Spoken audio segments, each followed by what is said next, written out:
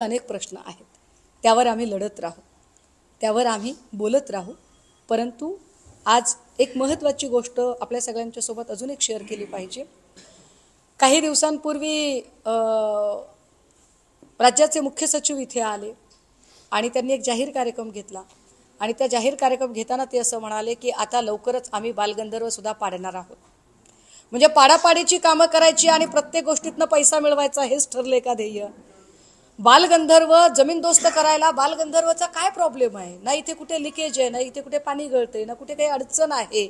बरं, बालगंधर्व आम्ही आचारसंहितेमध्ये पाडू आणि ते पुन्हा बांधायला आम्हाला 3 वर्ष लागतील. पण त्या 3 वर्षाच्या काळामध्ये इथल्या कलाकारांचं काय होईल? इथं जे जे लोक नाटकं सादर करण्यासाठी येतात त्यांचं काय होईल? निर्मिती संस्थांचं काय होईल?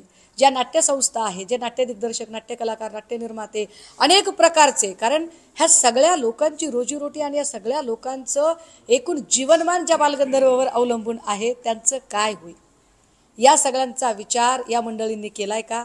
3 वर्षात पर्यायी व्यवस्था काय असणार आहे? म्हणजे फक्त आम्ही हे पाडू, आम्ही ते पाडू, आम्ही गरज नसताना इकडे मेट्रो, तिकडे रेल्वे, तिकडे गेट, इकडे रस्ता, अशा सगळ्या गोष्टी आम्ही करत राहू आणि घडमोड आणि सरकार धड अशी सगळी पद्धत करत राहू, तर हे चालणार नाही.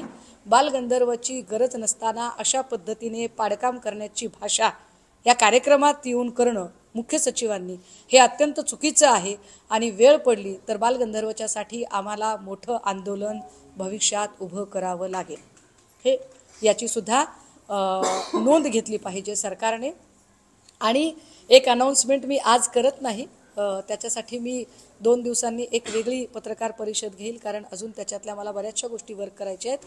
परंतु लवकरच काल जी महापत्रकार परिषद झाली त्या महापत्रकार परिषद आणि जनता न्यायालयाच्या नंतर हा जो एकूण निकाल आहे तो निकाल जनतेमध्ये घेऊन जाण्याच्यासाठी साधारणतः 26 जानेवारीपासून एक मोठा राज्यव्यापी दौरा पक्षाकडून आखला जात आहे. त्या दौऱ्याच्या संदर्भाने मी विस्तृत नंतर आपल्याशी बोलेन.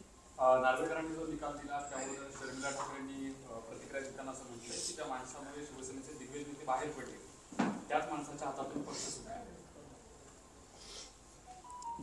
जवळून त्यांनी सगळं काय मला फारशी ओळख नाहीये त्यांची.